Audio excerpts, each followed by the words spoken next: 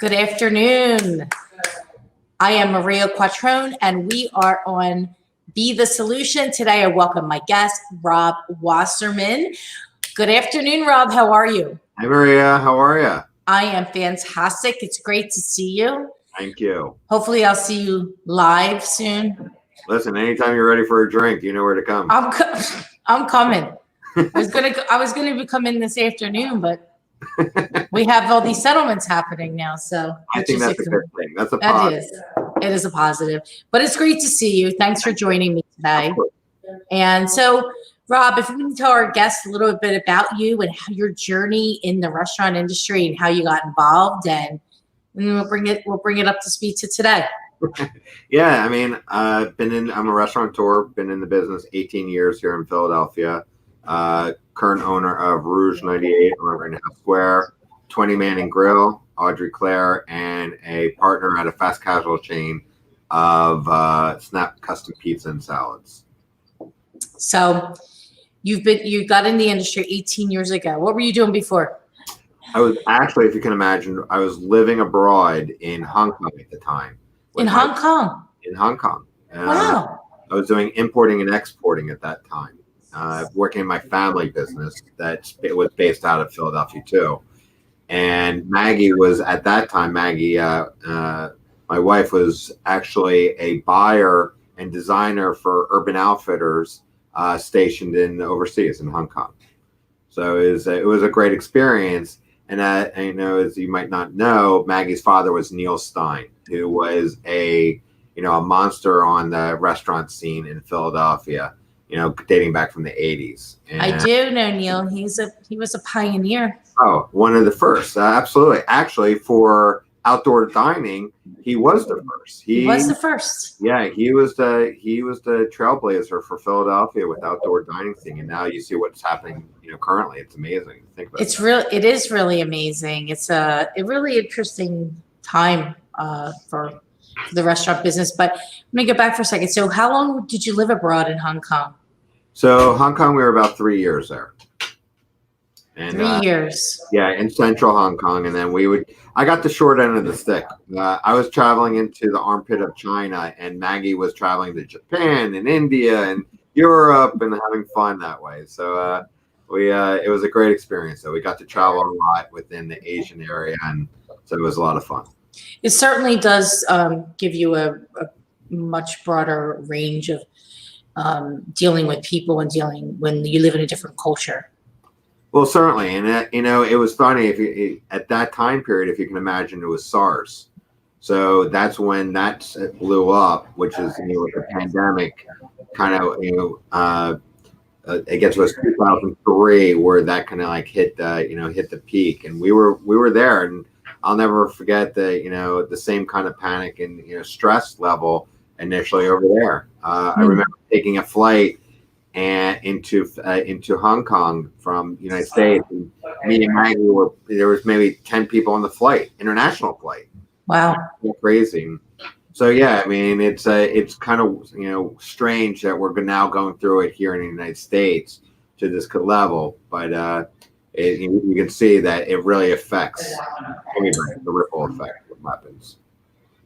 So when you were there during that, was it like it is here now? Was there masks, and how were they protecting themselves from it? Interesting enough, Asians have for a very long time been using the masks because of pollution and such. So this is something that's been ingrained to it for them for a while, which is actually a positive. It was odd to us being over there and seeing them with masks, but they were very astute because of their high population density to be very astute on their cleanliness and of that nature. So that kind of, I was much more comfortable over here saying, hey, all right, put on the mask and let's keep going, and understanding that. But listen, it gives you a different perspective when you're in a different culture dealing with a pandemic of that nature. It's crazy how things kind of come full circle. Sure. One of the areas though over there that got hammered was real estate. Like the market dropped over there for real estate. It's similar to New York and what we're seeing now with the New York situation, where there's been an exodus, and to a certain degree, I'm assuming Philadelphia too, but where like they hadn't seen that, where that kind of plummeted in value and costs, for a very long time. I gotta imagine it's due to the vertical living in Hong Kong and Absolutely. a lot of apartment condo buildings. I would think you're seeing definitely the condo market here is definitely affected for sure. Well, we're lucky in the sense Philadelphia is a very unique, and this actually dates back from the beginnings of Philadelphia, which I'm a history buff, so I kind of learned all about this. But where Chicago and New York did the same thing, they built upwards. Philadelphia, because of the Pennsylvania train system, was able to build outwards. So we didn't have as much of that population density initially in our area. This was very much that textile town, the keys of the state. So you had that, all the kind of manufacturing happening here off the rivers. And so it was interesting. So it helped us in the flu seasons because we didn't have that as major of the pandemics as those other states or cities. Yeah, that makes sense. Yeah. There's a lot of interesting things happening right now. But before we get into that, I would go back a little bit. How did you get back? How did you so you're in Hong Kong working in the family business. Right. And how did you segue into a restaurant business in Center City, Philadelphia? Did Neil said, come on, let's do this. Maggie said, let's do this. How did it all come about? Well, sadly, at that time period, Neil was finding himself in some troubles and trials and tribulations in the city. And so Maggie had, out of concern, obviously, for her father, had come home to, help out. And, one thing led to another where, we just started helping him out further and further along to a point where, like, we basically took over operations, took over responsibility, and then purchased everyone out. And settled a lot of the debts, and so that's kind of how we fell into it. And honestly, Maggie was running the operations from 2005 for 12 months before I fully came in. And so I was working my family job from 5 a.m. to 5 p.m. and then I would rock over to the restaurant Rouge and be there from 5:30 till midnight. So it was very draining. And the only thing I knew about restaurants was I liked going out and eating. So it was, I had no clue about restaurants. And so I was like literally reading at, Restaurants for Dummies and just trying to absorb it as possible. What I brought to the picture though was the financial end. I understood the numbers and understand how to kind of figure things out. And Rouge, and God bless Neil, created it. It's such a beautiful gem on Rittenhouse Square. It didn't really need to be fundamentally changed in the front of the house. It was like cardiac arrest with a patient. It was cutting away all the fat around the heart to get it, resuscitated. And so I was lucky enough to be able to, and get involved with that side of it and kind of like get us in a better direction. Well, you need front of house, back of the house, right? And then you need someone in making sure that the money that's coming in. Yeah, and don't forget the fairy dust, because you need that to actually have everything, work together, and actually people want to come and enjoy your experience. Well, that's all about the culture, right? Correct. I've been a fan and a guest for many, many, many, many, many years. Well, it's a blessing. Many years. Yeah, but Maria, that's the best part about it is the fact that I could be anywhere in the world, and I've traveled all the world, and it's like you're on a plane, you're like, oh, what are you doing in Philadelphia? And on Rouge. Oh my God, I've been to Rouge. And how many people can say that they were on The Price is Right? Rouge, if you can believe, was on The Price is Right at one of the end of the shows, like the winning bid pieces. Oh my God. How crazy is that? That's so funny. Yeah, so that's awesome. We've had some great, great kudos across the, all the years. And now we're going, 98, we started it. And now we're at, 2020. You would have thought. Crazy. One of my favorite restaurants that Neil did back in the day, Straight Bass. Oh my God, spectacular. I remember going there, and I guess it was about 1992. Yeah. My boyfriend at the time, we went for his 25th birthday. Yeah. I remember the table we sat at, and we sat at this, and now we sat at that table many other times, even though with the new restaurant that's there. Anyway, interesting. It's you think back and things were so different then in Philadelphia. It was ridiculous. You know what it was? That was literally, and you perfect timing of that, Maria, was the fact that was where Philadelphia was starting to come into its own. Rendell just came in, and his thought process on Philadelphia was, it's a gem. Why is it not being treated like a gem? Let's start cleaning it up, cleaning up the streets. Neil was on George Perrier, Susanna Fu. You had a bunch of amazing restaurateurs on Walnut Street that was starting to catch that on fire. And that was really when the revolution started for Philadelphia, and evolution. All you can really base it upon those three people, okay, George, Neil, and Susanna, that where we see a lot of our current chefs. They all matriculated down from those people because that's where they were working. Scholson, Vetri, Salmanov, like all these guys that are huge now in our market, they all started from that kind of group. Marcy and Val, and Marcy, like all these amazing. They ran very tight ships, and they were excellent at what they did. Yep. And I've eaten at all of those restaurants, and I was just thinking as you're saying that Walnut Street has been pretty empty of restaurants for the most part from a while because of I'm guessing pricing. Yeah. But maybe now, because there's a lot of more vacancy, maybe some new or some restaurants will come back in there. It was a lovely restaurant scene. I mean, back in the day, even like Circa. Oh my God. No, even George Perrier had both those restaurants. Yes. I mean, that was Brasserie. I love that. Brasserie was Loved it was that spot. It was like you would be rotating between Brasserie and Rouge, and that was the hot spots. Back in '98 and what was it, early 2000? Yeah. But you're right, but it's a cycle, and as real estate prices kind of percolate upwards, sadly it prices out the restaurant industry. And that's where then you start like seeing Fishtown and other areas of the city kind of come alive with restaurants, because that's much more price sensitive. And then, things do come down sometimes, or for, reasons, hopefully not again, like of this type of pandemic, but you see a lot of closures. And then you're right. If landlords start rationally thinking and wanting, more, cash flow coming in, restaurants will start looking at it again. I think that's going to happen, just based on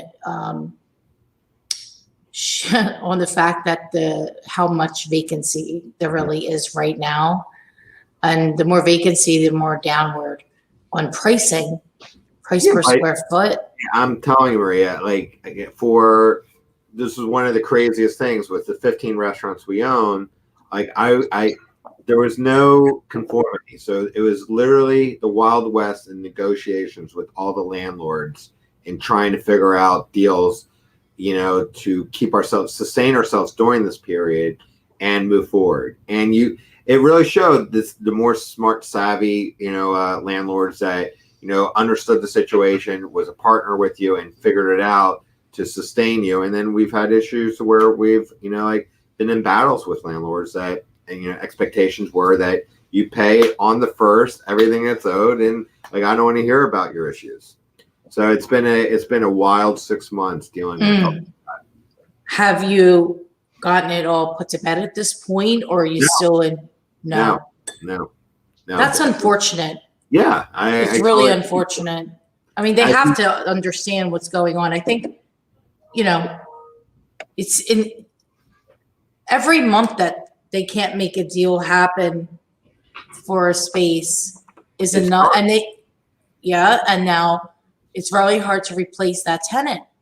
But we were riding on a huge wave, and that for Philadelphia, rents were at their peaks, and I didn't blink, with the rents I was paying, even for Rouge or so forth with that, because there was that critical mass and it kept on growing with, new office buildings and Comcast and like everything happened.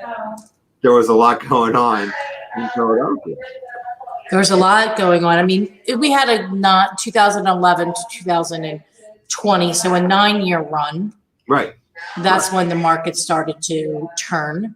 Correct. And you really that was the first, I remember in 11 walking through the square and seeing all of the strollers for the very first time. I mean, in a critical mass, not just like a couple.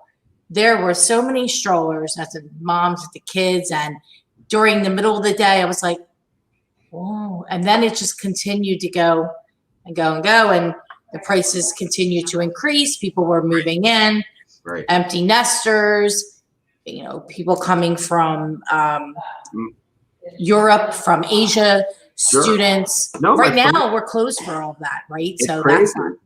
Saying that though, but my friend's house that was, that she sold back 2 years ago, almost doubled in price now. They're trying to sell it now, off of Spruce Street and in Rittenhouse Square area. And I think they're looking for double the amount of money because there's just not inventory from my understanding. Are you finding that? Are you seeing a lot more inventory or less? So it depends on location and pricing. Mm-hmm. I will tell you that the under 750 market, I mean, in this core center city, it's river to river, Vine to Washington is still very good. Mm-hmm. Once you go over that number, people start to evaluate saying, well, I could spend this amount of money. And if I could get the house twice the size out in the burbs,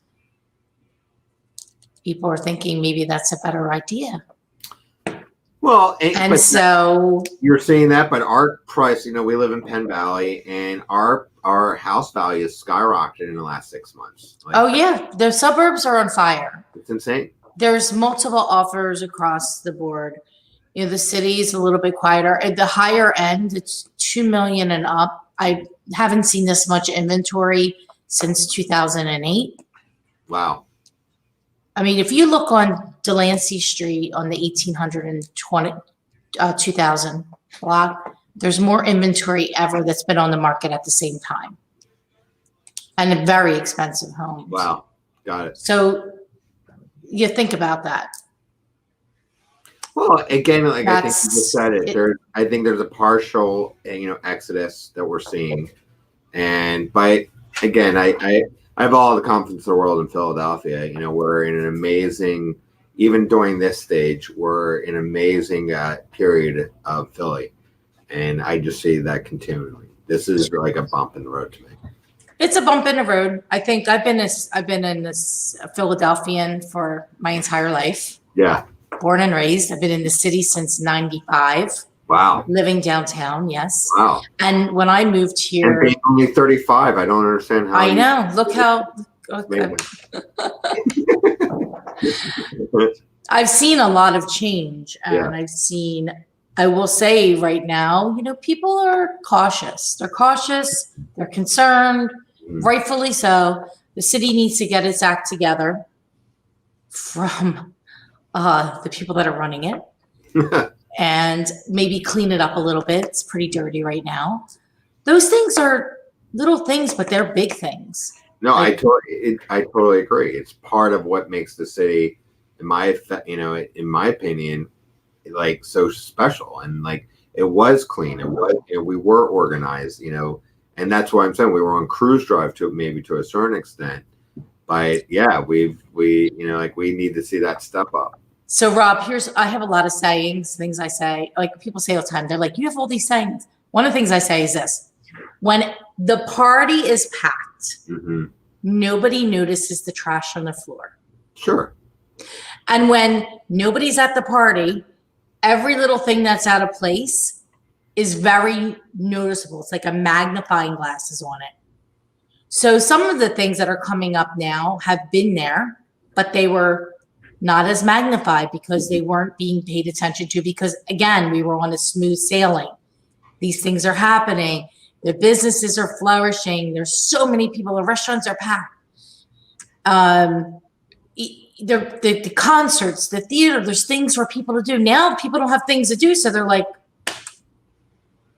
they're taking notice. Right. But Maria, I think you're leading into a very intriguing thought right now. What that is that during incredibly upheaval times, serious pressures happening, like, with coal and so forth, where there's that huge pressure coming into play, diamonds start being formed. And I translate that to us in our creativity to pivot and create new forms of whether it's income or ideas. And those really do only come, in my opinion, during serious upheaval. And that ripple effect is happening right now in not only the restaurant industry, as you're seeing, the outdoor seating and takeout and delivery and other forms of the ghost kitchens, but you're seeing that in all forms of business. I mean, a positive and negative as how it reflects to the actual city itself, but there is a lot happening right now that it's going to have far-flung, reactions to how people see this living in the city or just working in the city for years and years to come. If keeping it solid this way now. I mean, take for example what we're doing right now. How many people are going to be coming back to that corporate office and working in that larger footprint? Will the corporations now say, hey, can I have a shorter or smaller footprint in the city and have these people either rotating in or, working from home or whatever not? And then what that does is that saves them money, but then you don't have everybody coming out after work and drinking and eating and having fun, and it's less parking and less revenue for the city and so forth, so on. So this is it where not many people get to see actual change happen in their lifetime. And we're seeing it very much now occurring in this type of fashion where, again, the pressures of coal are happening. You're going to see some diamonds, but it might not look what it used to look like. Yeah, I don't think it's going to look like what it used to look like. But I want to talk about the restaurants. Oh, that's right. I forgot about that. I want to talk about the restaurants. Rouge, Tony Manning, Audrey Claire, Snap Kitchen. I love that gluten-free pizza, by the way. Snap Pizza. Snap Kitchen. Yeah, Snap Kitchen. Snap Pizza. Actually, I just heard Snap Kitchen close their units here in the city. Oh, wow. Snap Pizza. Yeah. I love the pizza. I'm gluten-free, so that great. Gluten-free pizza is banging. Thank you. I love that. I love hearing that. I love it. Yeah, we're really proud of that. That's been a homegrown chain. I partnered up with two guys that were living in the area also. They owned a pizza shop called Pizza, which was also a little bit larger of a chain. Oh, yeah. Back in the day. I know Pizza.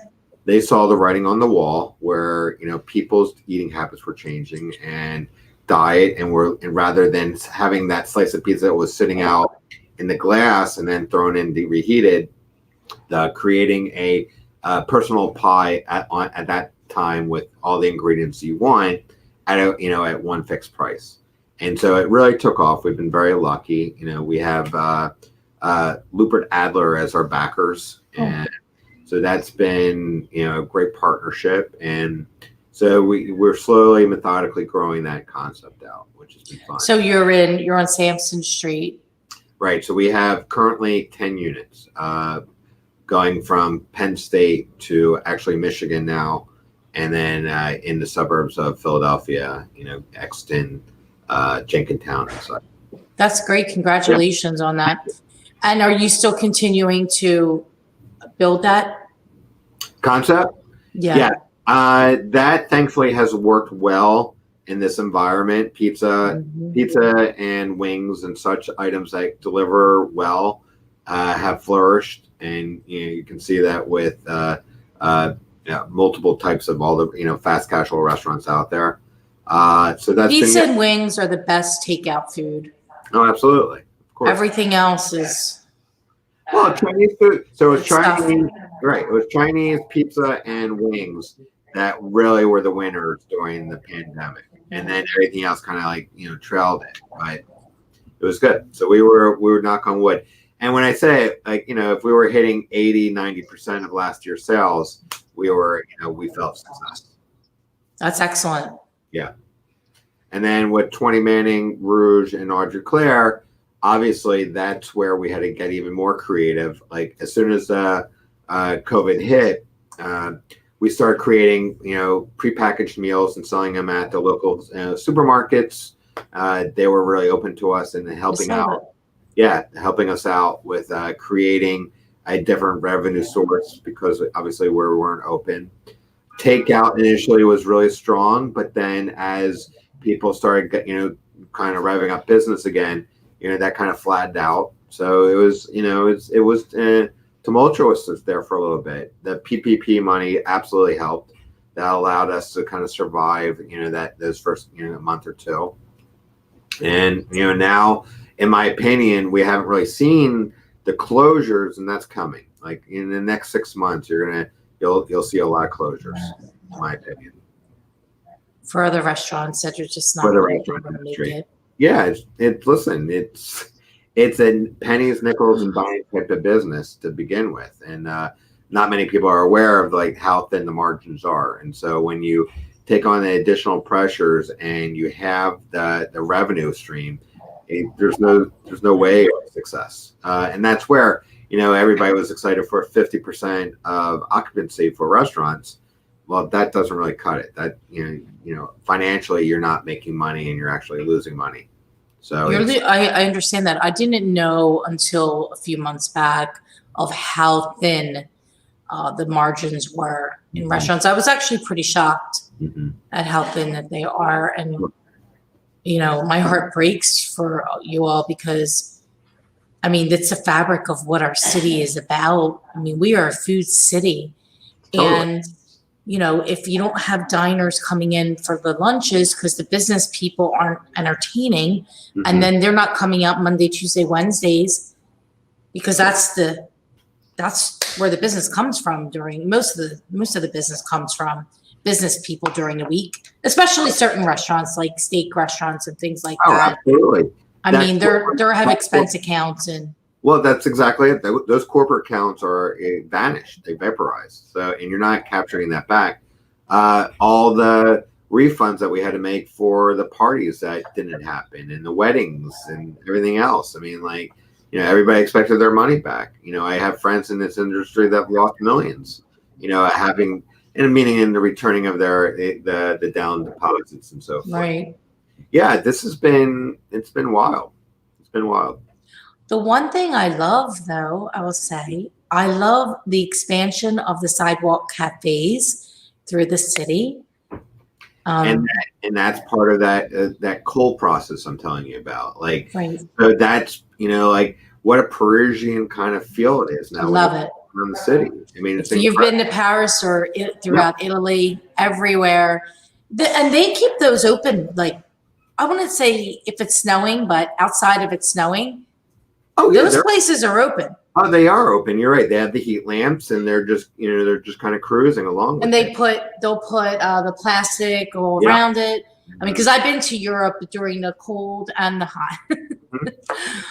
That's one thing. Not traveling to overseas it's hard. Is sad. Yeah.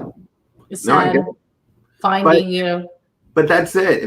What you're saying though is what to me is the exciting part, because the opportunity is now the city is realizing, like the city won't shut down with having that more outside, parking spaces, taking up the couple parking spaces in front of the restaurant and so forth, and it just gives a whole different experience. Rittenhouse Square,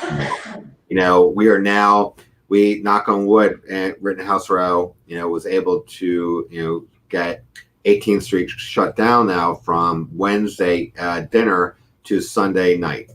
So literally almost that's great. It was just a weekend, right? Now they just expanded it. And they just changed it. 13th Street was doing that already, like Wednesday to Sunday. And so they agreed upon doing it now at on 18th Street. and then also 15th Street, 15th and Sansom is all shut down, which is a fun area too. Oh yeah, that's great with the Oyster House and Yeah, exactly. all those. So Yeah, 15, like, 18. it's like outdoor dining, like your kitchen now is outside, and so it's fun that way. I mean, like everybody seems to be enjoying that. I think it's great. It gives a different vibe. I always thought that the center of the city around the square, I always thought it should be closed to drive to cars. Oh my God, I think that would be amazing. It would never happen, but that would be amazing. It would be amazing.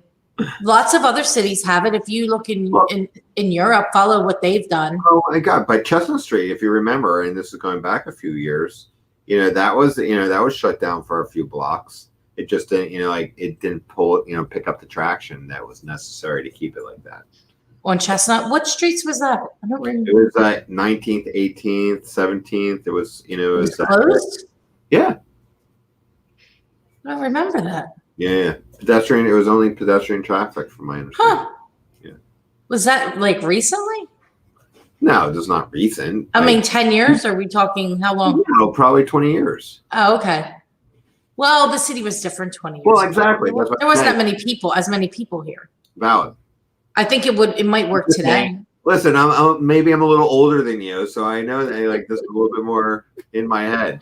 I was here, but I kind of sort of remember that, but it was a long time ago. Yeah. Back then on a Sunday, you didn't have people walk. There weren't people 20 years ago walking on Broad Street. Yeah. I called it. There was tumbleweeds. Yeah. And on Walnut, the same thing. Well, it was a different city. But that's the fun part with what restaurants have done. They've attracted enough critical mass that people are crossing Broad Street to go to a different part of the city or area. Like, oh my God, Osteria. When that started in North Broad, like when my wife said, "Hey, we're going to North Broad," I'm like, "North Broad? What's up there?" And we have to go try this restaurant. And like, here we go. Now, like, look what's happening in that area. Nothing happens overnight, but it's incredible to me to see the type of energy and critical mass that's happening in all sorts of parts of our city now. Yeah, when you tap that vein and that vein goes. Yeah, and I love that book, Malcolm Gladwell, about. Oh my God, exactly. But see, the point is that that's what restaurants are to our society as a whole, and I'm not just talking about Philadelphia, but across the country. Like restaurants, in my opinion, have become the new kitchen of everybody's home. This is where a lot of people like, going out rather than staying home and, eating in. And that became part of the tradition of it. And as you said, we were growing in our city, like certain areas just got blown up. But it started with, being able to afford going, getting a restaurant in there. And then it was a little bit more retail, and then residential kind of surrounded it. Bart Blastein's a great innovator of, Northern Liberties and what he did. You saw a lot of that. It was interesting to me. I think we're going to see a lot of new things come about from all of this. But what are you doing for the fall with the weather starting to get colder? What's the plans for the restaurants? Well, I find myself crying a lot more. I find that helps. You're a nut. I go through a lot more tissues. Maybe more drinks, more martinis. I drink a lot. Did you start yet? It's 12:30, so it's. I have my martini right here. My 30. Okay. I like mine, just so you know. I like mine in and out with 3 olives on the side, please. You're hysterical, but you know what? Honestly, I don't know what it's going to bring because it's day to day now. Like yesterday they came out with the new restrictions of what you can do for, winterizing your, outdoor areas. So that's going to what do they say about that? I didn't see it. Well, it's just like, what you need with building permits. If you're having 3-side shelters and so forth, you will need a building permit. If it's just heaters, what type of heaters, heights and so forth, restrictions. So again, I'm a restaurateur, but now I have to be a general contractor to figure it all out. So it's kind of, a dismay, but at the same time, like I'm in the same boat as everybody else in the city. It's not like we're the only ones. It's just, can we hold on long enough to kind of like get through it? And that's the biggest question, because it's so fluid. It's like really day to day. Yeah, Not knowing what's happened. I saw you building out Audrey Claire the other day. Somebody was.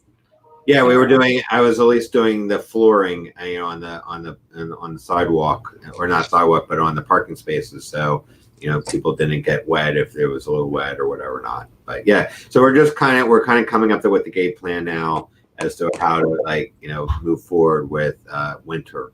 But listen, you just saw it. They just changed it back down to 10% for parties indoors. It used to be 25 people or so forth, or 150 if it was outside, I think. But now they just kind of tweaked that. So it's kind of nerve-wracking. That's tough. Yeah. It's very, very difficult. I feel really for our local businesses, especially the restaurant industry. Well, because it's really what makes, without the restaurants, I don't know what you do. Oh, yeah. It's exactly what I was just saying before. The energy, the critical mass to get people out and about and staying out later, like that's restaurants. And, it's like we have our hand in everything. Like, where do a lot of the charities come from? Where, like we supply all the food for the charity events. And, we do it on the backs of not, asking for additional money or, sales on that. We give out a lot of gift cards for local charities, and like that's all kind of like on hold right now. And so it's, if you lose the restaurant industry, and it's quite possible, again, like I said, losing 50% of what's secure currently, it's going to make a fundamental change with the way people look at the city. And where's the tax base that comes from? Like, what's going to happen? Like, how are we going to support our schools? And, I'm a very pro, person about our school system. And, it's scary. It's very scary. It's extremely scary. I know that you've been a big, very, very involved with the school system, with the burger brawl. And that was quite an event that you came up with. Have you ever been? Yeah. Yeah. It's. I remember the first one. I forget where it was. It was small. It was Meredith Elementary School in the park. Yes. And then the last one we were at was at the stadium. So we had the stadium, and then last year, our 9th year was at the Navy Yard, and we had 5,000 people. So that first year we had 3,000 people. Or 3,000. 300. We had about 500 people that first year, and now we're up to 5,000 people coming to this event. So, and all the proceeds go, net proceeds go to the Philadelphia School District. And what we do is, technology is extremely important for our children, elementary kids, and a lot of companies give away software, but not the actual computers and hardware. So that's where we kind of stepped in, and we've given away hundreds of thousands of dollars worth of product or computers and such to the school district. That's amazing! What a great job! Thanks. And then this year because I wasn't able to do that, I started the We Are Philly initiative, which was these T-shirts that just took more of like a sports theme to it and coloration, but I wanted us to be proud of who we are, and I take pride in our city. And so this, every shirt purchased also a Giordano grocery care package that we gave to a Philadelphian that was in need. So I saw those. Those are really nice. Yeah, so we've raised a good amount of. Yeah, we've raised about $100,000 already for food packages. It's been amazing. Unbelievable. That's fantastic. You think about what's going to happen to, a lot of these charities, though, the ones that haven't pivoted yet. I think they need the support of the local businesses, a lot of them, right?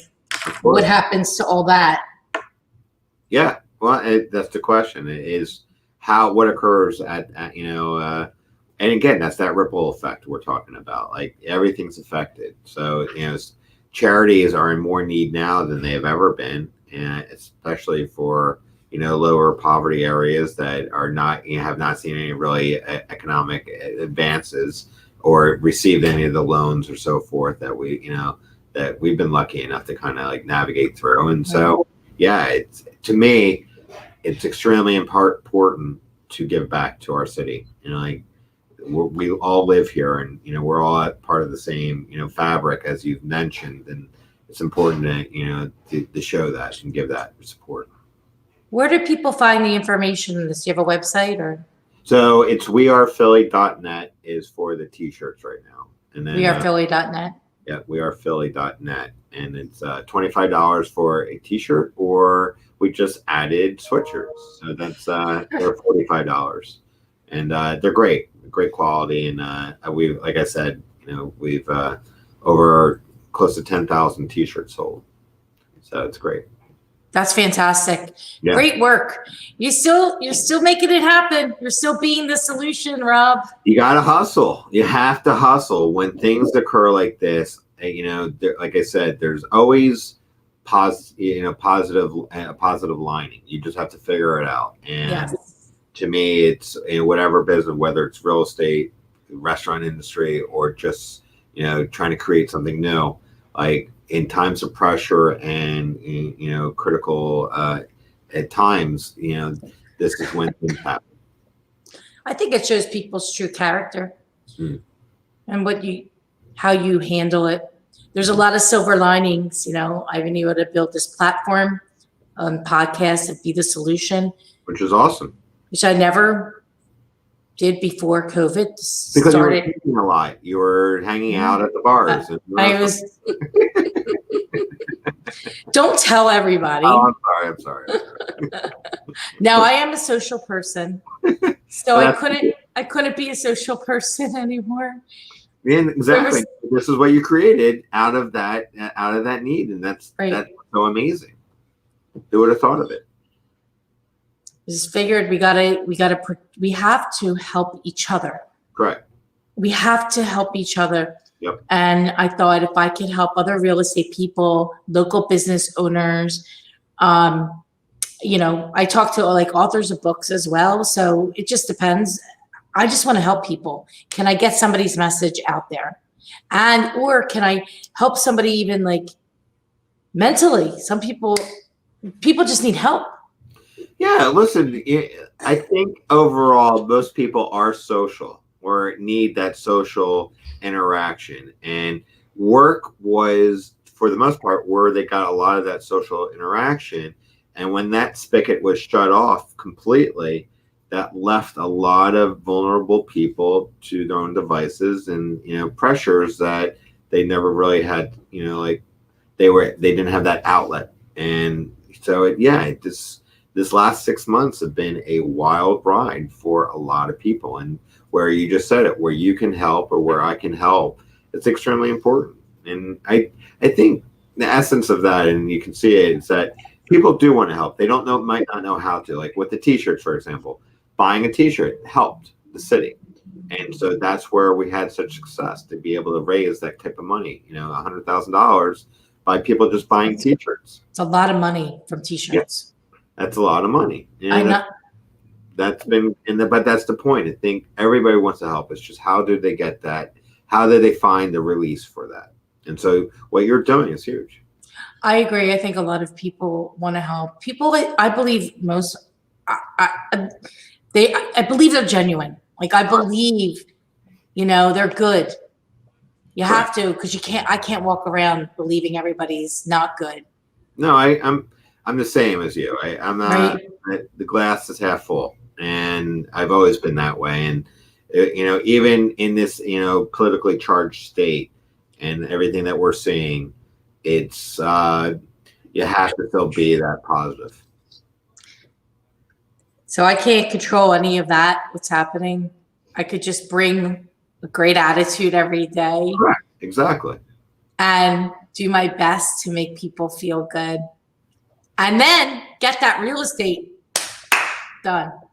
Listen, but that's that to me says a lot about you and your team. I mean, like, you're still go-getting, you're still being aggressive, you're still out there, and you know people are still looking, and you're getting it done. And to me, that's part of it. That's doing business, and that's being creative and trying to pivot and figure it out. Like, you can't stand still. You can never stand still, or you're going backwards. You always have to be moving forward. And like, you know, if you get one person to understand that, then you're a huge success.